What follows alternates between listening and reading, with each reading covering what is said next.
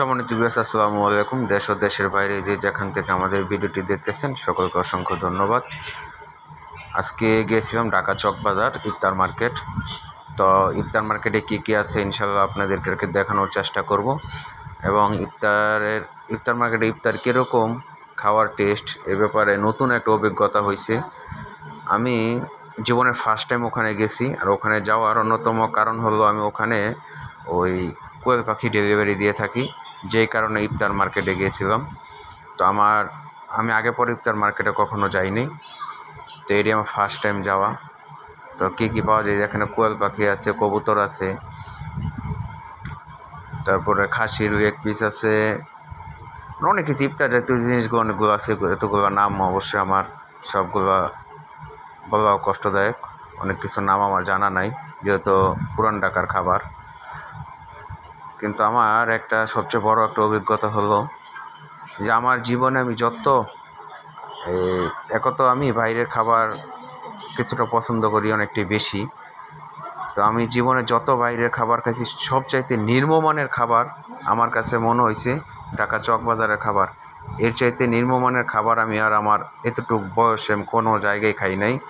তো ভিডিওতে যতটা ভালো দেখা যায় তার চাইতে অনেকটাই খাবারের কোয়ালিটি খারাপ। খাবারের কোয়ালিটি এতটাই খারাপ, যারা না গেছেন তারা যাওয়ার কথা চিন্তা করেন না যে যাই করবেন। আমি এরকম প্রত্যেক বছরই মাল দিই, তো এবার চিন্তা করতেছি, ওই ভাইও বলতেছে ভাই আপনারা আসেন।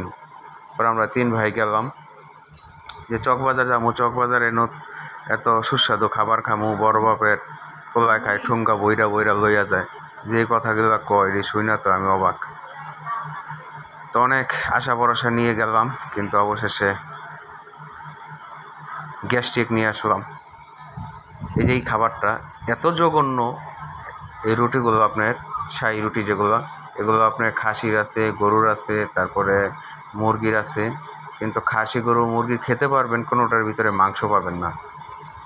কোয়েল পাখিটা দেখা যায় মোটামুটি যা মাংস দেখা যায় তাই, আর খাসির মাংসটা যেটা লেগ পিস দেয়, এগুলো আমাদের আপনার মাংস যে পরিমাণ আছে ওই পরিমাণে খাইবেন, কিন্তু খাওয়ার টেস্ট আহামরি মজা না।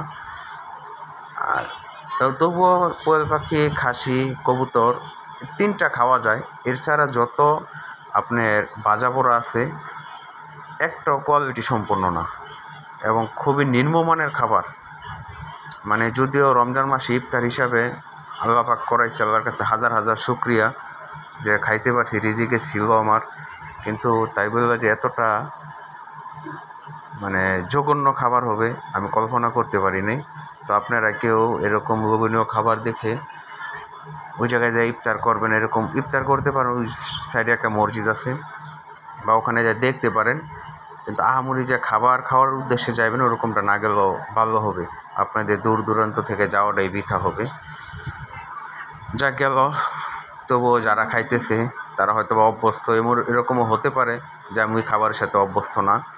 তো যদি কোনো ভুল ত্রুটি হয় অবশ্যই ক্ষমা করে দিবেন, কেননা ইফতার নিয়ে এই কথাগুলো বলা যদিও ঠিক না, তবুও অনেকে ভিডিও দেখেন বা অনেকে আশা করে যান, বা যারা খাইছেন অবশ্যই জানাবেন যে আপনাদের খাবারটা কীরকম ছিল, নাকি আমার কাছে খারাপ ছিল। যেহেতু আমরা 3 জন গেছিলাম, 3 জনের কাছেই বলছে খাবারের কোয়ালিটি পছন্দ হয়নি, তার মানে পছন্দ হয়নি, কারণ আমরা একটা না 2টা 3টা দোকান থেকে খাইছি। তো আপনারা কে কে খাইছেন এবং খাবারের টেস্ট কেমন অবশ্যই কমেন্ট করে জানাবেন, যাতে এই কমেন্টের দেখে অন্য কেউ জানতে পারে বা বুঝতে পারে যে আসলে খাবারের মানটা কীরকম। আর ওখানে কোয়েল পাখি আপনাদের কাছে যে ড্রেসিং পাখিগুলো আনি, আমি এখানে অনেকটা রমজান মাসের পাখিগুলো আপনার 80% পাখি ঢাকা চকবাজারে বিক্রি করি।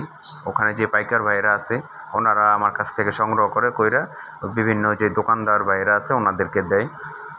তো এরকমভাবে বিক্রি করি। তো আপনারা যারা ড্রেসিং করা, অনেকে আমাকে ড্রেসিং করা পাখি দেন। তো পাখিগুলো কোথায় বিক্রি করি? এই যে এইসব জায়গায় বিক্রি করি, বিভিন্ন রেস্টুরেন্টে, শপিং মলে, এসব জায়গায় বিক্রি করি। তো আপনাদের এত কষ্টের পাখিগুলো কোথায় যায় দেখুন। কবুতর আছে, কবুতরটা ভালো, আমি একটা কবুতর খাইছিলাম, যদিও কোয়েল পাখি আমি টেস্ট করি নাই, কেননা কোয়েল পাখি আমি সবসময় খাই, যে কারণে খাওয়ার অতটা ইচ্ছা হয় নাই। কিন্তু কবুতর খাইছিলাম, কবুতরটা মাশাআল্লাহ ভালো, মোটামুটি কবুতরটা একটু ছিল খাবারের মাঝে, টেস্টের মাঝে। আর কোনো কিছুই টেস্ট পাইনি। বোরানিটা একটু ভালো ছিল মোটামুটি। আচ্ছা যাক, আর যদি কারো ড্রেসিং পাখি বিক্রি করতে সমস্যা হয় অবশ্যই আমার সাথে যোগাযোগ করবেন। ড্রেসিং পাখি বা পুরুষ পাখি বা পাখির যদি কখনও ভাইরাস লাগে আমার সাথে যোগাযোগ করতে পারেন। যে কোনো বয়সের পাখি যদি আপনারা নিতে চান আমার কাছ থেকে নিতে পারবেন। জিরো বাচ্চা হলে আপনার 1 সপ্তাহ আগে অর্ডার করতে হবে এবং অ্যাডভান্স করতে হবে। বড় পাখির জন্য কোনো অ্যাডভান্স করতে হবে না, আপনারা অর্ডার কনফার্ম করলেই আমি পাখি দিয়ে থাকবো। যদি গাজীপুরের ভিতরে হয়, কোয়ান্টিটি বেশি হয়, আপনার খামারে পৌঁছে দিব। আর যদি কম হয় তাহলে অবশ্যই আমার বাসা থেকে এসে নিতে হবে। তো সকালে ভালো থাকবেন। যারা আমার ভিডিওটি এতক্ষণ ধরে দেখবেন সকলকে অসংখ্য ধন্যবাদ। আর যারা আমার চ্যানেলটি সাবস্ক্রাইব করছেন তা তো করছেন, যারা না করছেন অবশ্যই সাবস্ক্রাইব করে রাখবেন। ধন্যবাদ সকলকে।